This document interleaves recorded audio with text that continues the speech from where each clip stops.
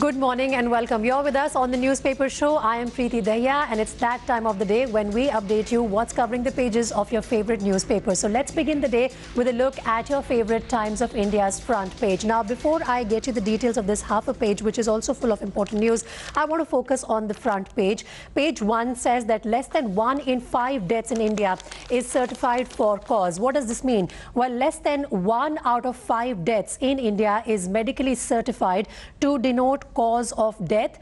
Deaths with medical certification of the cause were a mere 2.5% of estimated deaths in Jharkhand, 3.1% in Uttar Pradesh and 4.7% in Bihar. This is the state of affairs in our country, where less than 1 out of 5 deaths are actually medically certified for a cause. In fact, this graphic here also gives you a clear assessment of who's faring where.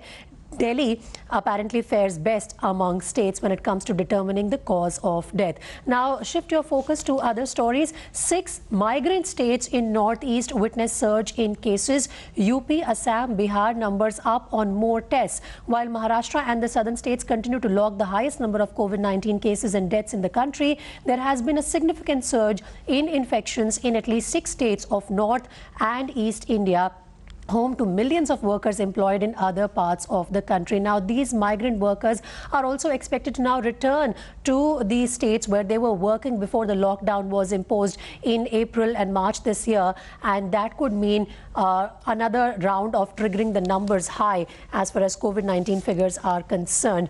Parents of a director in 2 Chinese firms live in a one-room house. This is a story, a special Times News Network story, which has been reported on the front page from Agra. And it talks about Sham Sundar and his wife Pushpa in their 50s who live in a dilapidated one-room house in People Village in Khair area of Aligarh, and they have no idea that their son Rahul Kumar actually is a director in 2 Chinese firms and a shareholder in 2 others. Now, you will read through this story and in fact understand for yourself what a special story this really is, reported by the Times of India on its front page. Now, take a look at this particular column. Supreme Court to study if procedure is needed for complaints against judges.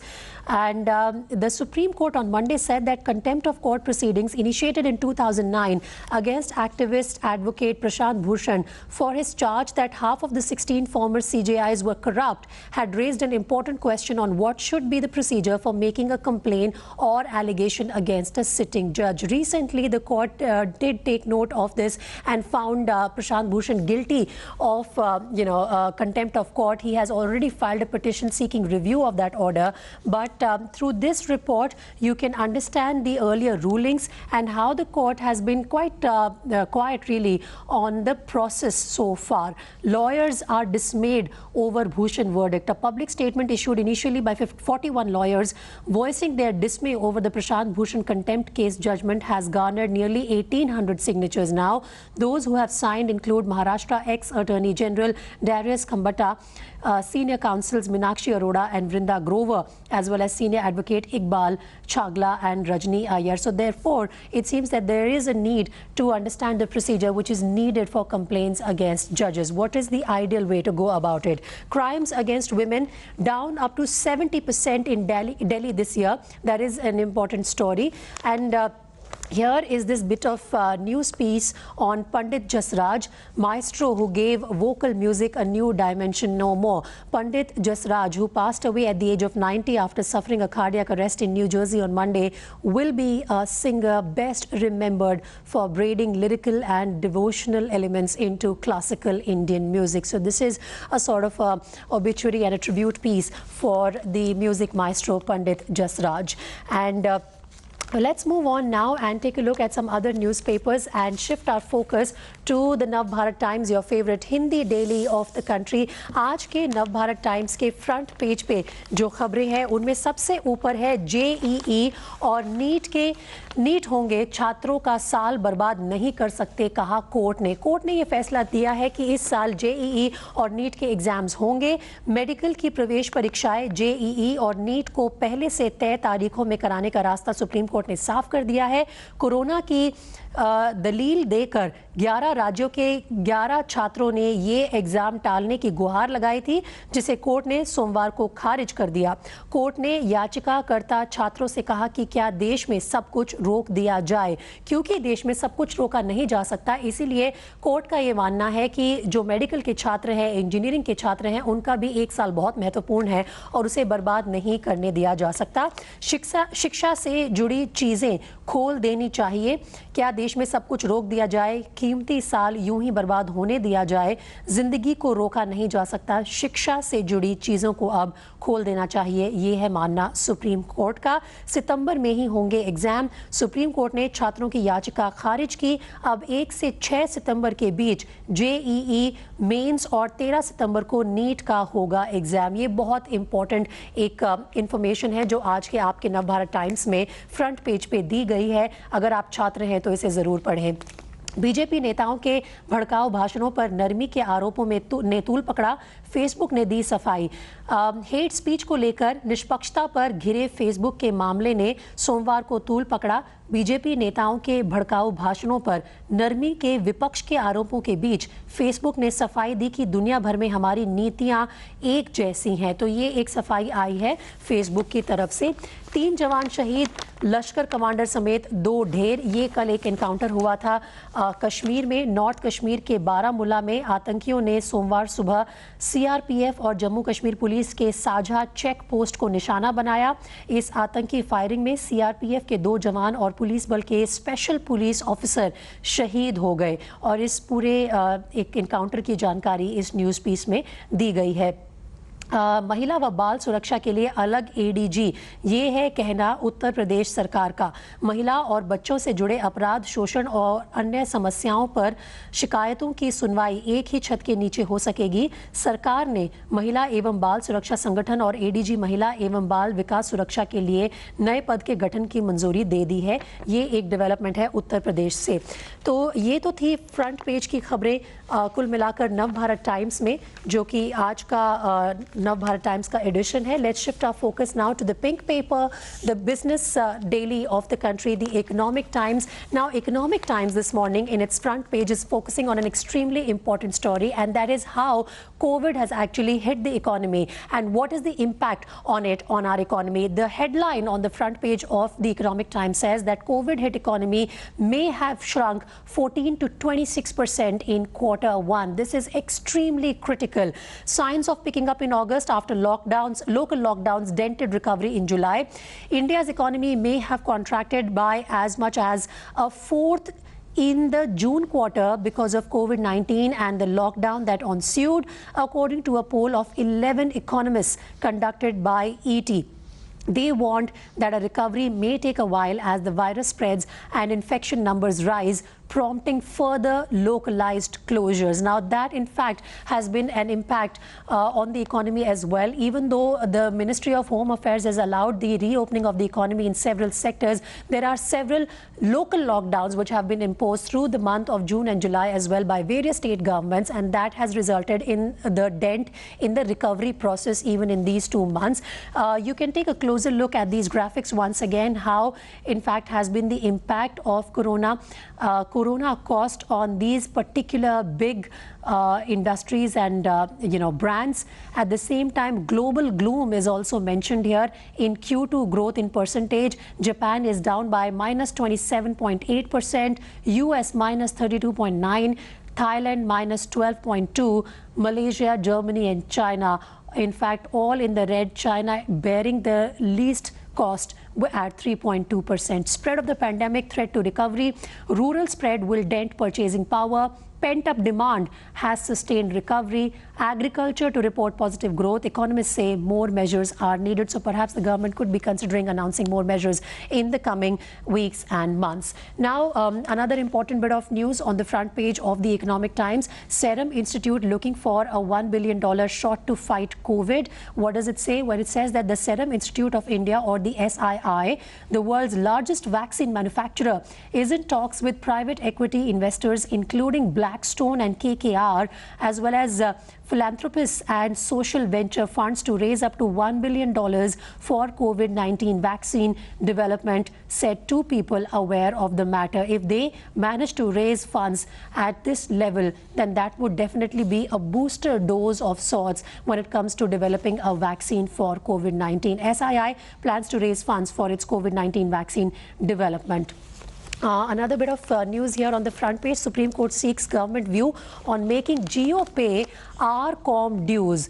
The Supreme Court on Monday asked the government to explain why Reliance Jio should not be asked to pay the AGR dues of Reliance Communications, especially when the Mukesh Ambani-owned telco was using RCOM's spectrum to earn revenues. This after Jio argued that such liabilities cannot be transferred to it under the spectrum sharing arrangement between the two telecom companies. If you are interested in this news piece, go into the details of it. It will give you all the details of the case so far and how it is likely to really pan out for Reliance Jio in the Apex Court in the coming days. That is about the front page of the Economic Times. And in fact, you can go into the other pages of the pink paper as well and get your daily dose of the leading business headlines of the day. But for the moment on the newspaper show, I would like to shift your focus to city-specific news which are coming in. And for Delhi, I'm going to go across to my colleague Kangna, who's joining me on the newspaper show. Kangna, good morning. What's the top story as reported in the Times of India from Delhi today? Well, Preeti, good morning to you too. And the top story from the Delhi edition of Times of India is the civic issues that we have been facing for the longest time, the waterlogging issue, because we have seen that how Delhi has been receiving a heavy rainfall during the peak hours, and that has created a lot of traffic jam on the arterial roads of Delhi. Not only the outer ring road, but the ring road and other major arterial roads have been heavily blocked due to traffic and due to waterlogging. Not only that, we have seen yesterday that how GI Airport was badly affected by traffic after a bus broke down due to waterlogging near the Palam flyover on the carriageway going towards Palam village. So all of these major areas have been seeing a lot of traffic jam, and the kind of shoddily repaired roads have added to the mess, because every year the roads break down because of heavy rains, and that also creates a huge pothole problems. Civic issues are also coming up, and a lot of people have been complaining and making calls to the civic bodies. For example, the NDMC have been receiving calls till 8:30 in the night yesterday, where they said that a lot of people are complaining of heavy traffic snarls in the area. All right. Thanks very much, Kangna. In fact, for Delhiites, the Times of India also reports on its page 4 that there is an orange alert. So Delhi should brace itself for more rains in the coming days. That's what the prediction from the Met Department is reported in the Times of India. I'm going to shift our focus now to the Kolkata edition of the Times of India this morning. And for that, Tamal is going to join me on the newspaper show. But the big story coming in from West Bengal is the fact that a mob entered Vishwa Bharati University campus, and they used payloader to vandalize campus. The probe is currently underway. The Chief Minister has already spoken to the Governor. Tamal is with me now. Tamal, good morning. If you can give us the details as listed by the Times of India on their front page of Kolkata City edition related to the incident in Vishwa Bharati University campus. Well, the incident has sent shockwaves from West Bengal even to Delhi, because the Chancellor of Vishwa Bharati University happens to be the Prime Minister of the country, and Prime Minister Narendra Modi's attention has been sought in this matter. His intervention has been sought in the matter. The Vishwa Bharati Vice Chancellor has already sort of a letter to the Prime Minister and explained the situation, and thereafter there had been a board meeting of the Vishwa Bharati where it was unanimously decided to shut down the university for the time being, temporarily, in eye of this massive protest that ensued yesterday. To give you a background of the incident, there is a huge ground which belongs to Vishwa Bharati University, which is adjacent to the Vishwa Bharati University campus.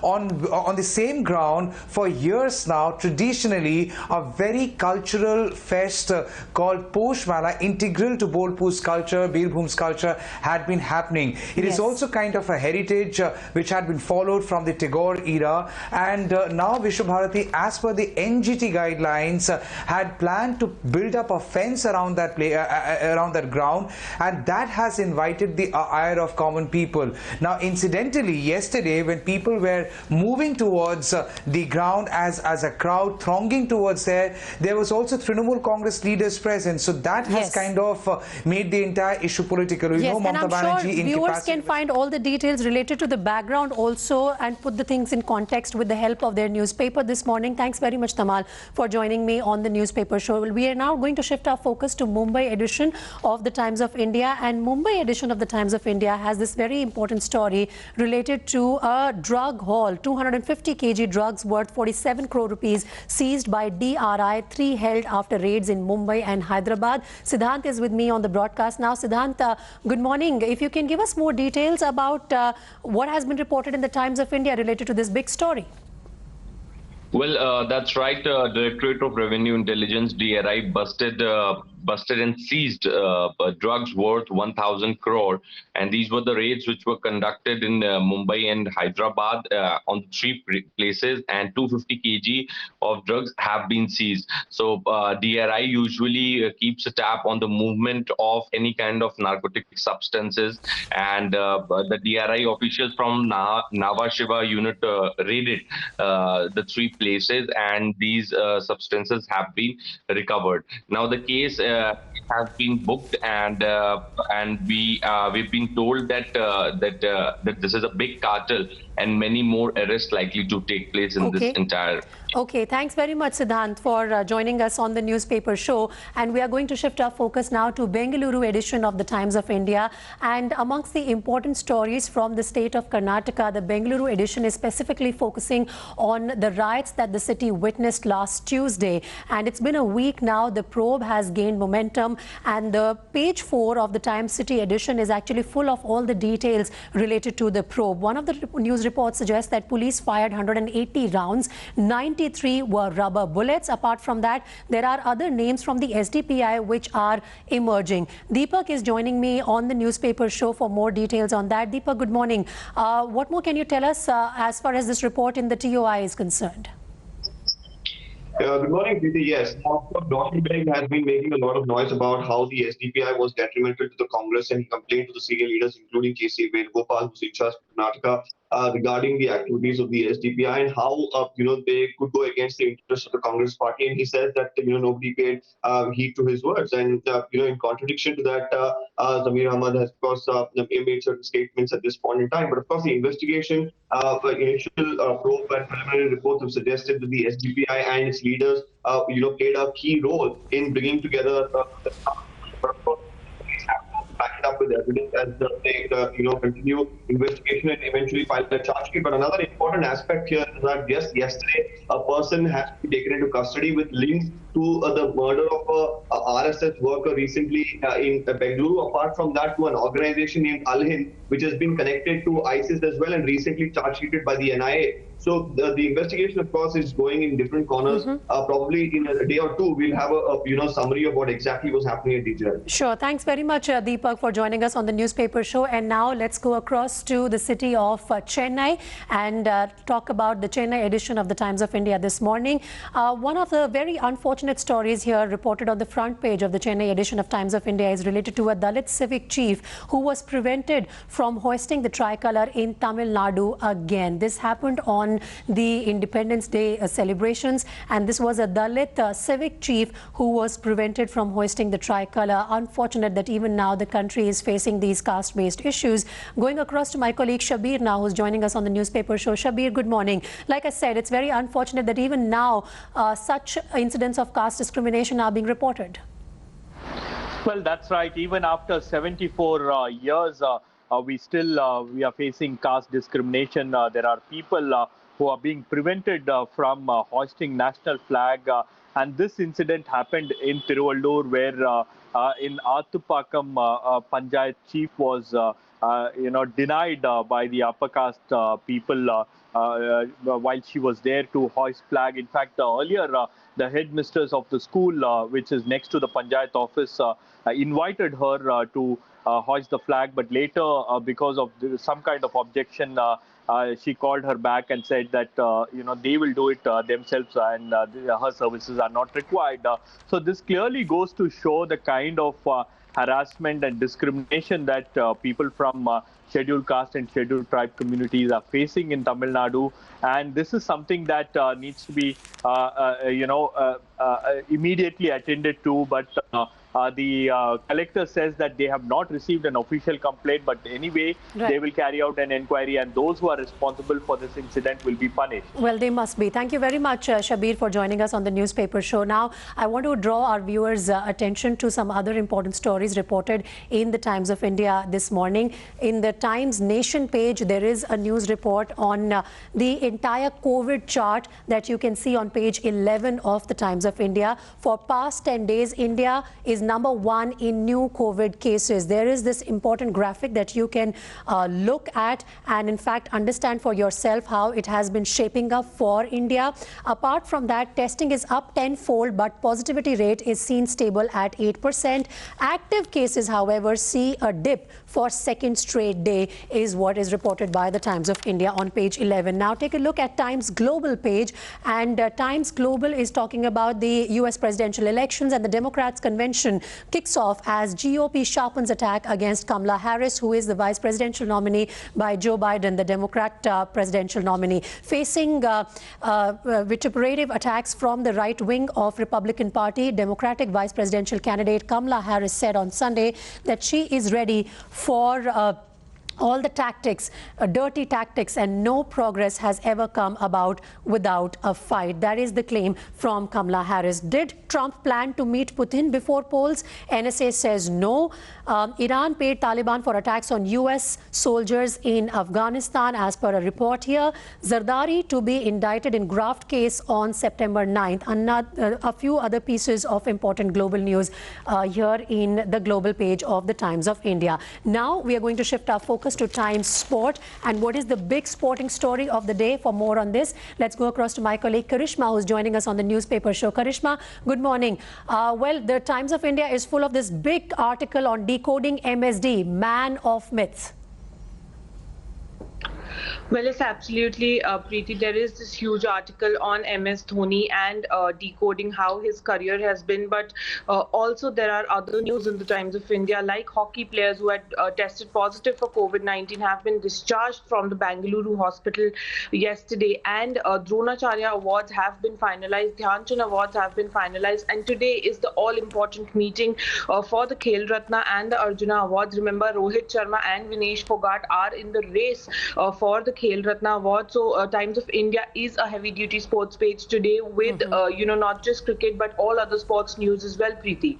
Yeah, you're right. Thanks very much, Karishma, for joining us with your inputs on that. Like you said, it's a heavy-duty sports page today, and all the sports fans can go into the details of various stories which are here on the Times Sport page of the Times of India. And that really just about does it for us in this edition of the newspaper show. Thank you so much for being with us.